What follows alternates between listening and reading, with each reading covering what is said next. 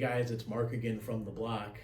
And hopefully there's been some really good activity at this point with the home having been on the market. And I want to talk to you a little bit about negotiating a contract. And of course, everybody is a great negotiator in their own mind, particularly that buyer that you're going to be dealing with.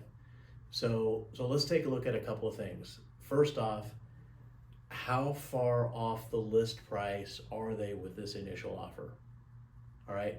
Typically speaking, the further they are away from the list price, the harder it is to negotiate. And now of course, the price that you're listed for, and you also know the price that you won't go below. But don't do like what a lot of sellers do and negotiate in these very tiny increments far away from your bottom line, right? The more powerful of a counter that we can make, meaning a better counter to that other party, the more serious they are going to believe you to be and likely to come up to that number. All right. Many times what we see is we've got a seller who's trying to just inch their way this way and a buyer that's trying to inch themselves this way.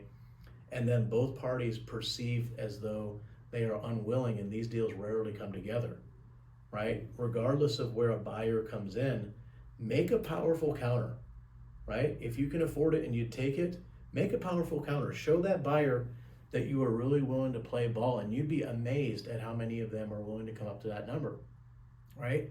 Secondly, let's take a look at how we can really generate a multiple offer scenario. All right, so assuming that you're priced well, we should be getting some pretty good activity on it. And I would say just be slow about accepting offers. We all the time will have, in the space of a 24, 48 hour period, we'll have an offer, and then right at the 11th hour of accepting that one, we'll have 2 or 3 others coming in. All right. Buyers know that inventory is scarce, and we don't need to jump on the first buyer, no matter how great the offer might look, right away. Okay. Give the home some time to saturate the market and draw another buyer that's out there. If you've got some other interested parties that have come and take a look at the home and you've already received another offer, call them and let them know, right? If there was another agent that came through with the house, let them know that there's another offer on the table and you're going to be accepting, in the next 24, 48 hours. Would they be willing to submit a competing offer, right?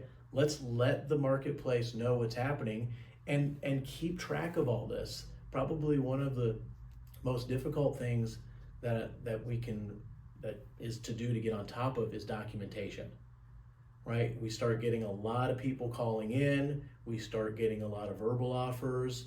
Here's of course 1 or 2 written offers that come in.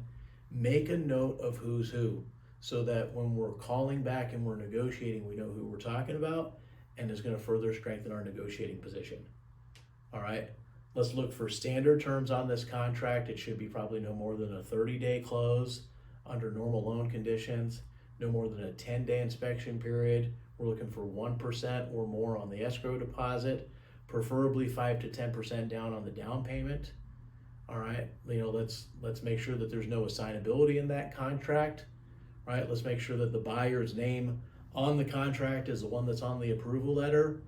And at any point, if you want us to help review a contract with you, absolutely no obligation.